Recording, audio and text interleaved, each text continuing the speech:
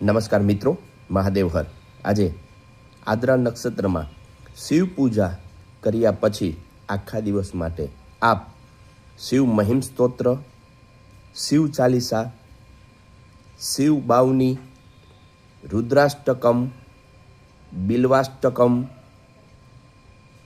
આવા કોઈ પણ શિવ સ્તોત્રના પાઠ કરી શકો છો.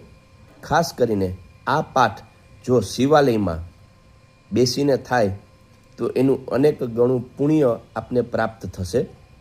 અને જો આપ શિવાલયમાં બેસી અને આ સ્તોત્રના પાઠ નથી કરી શકતા અથવા કોઈ પણ કારણસર આ સ્તોત્રના પાઠ નથી કરી શકતા તો આપ શિવ પંચાક્ષરી મંત્ર ઓમ નમઃ શિવાયના પાઠ અચૂકથી કરજો.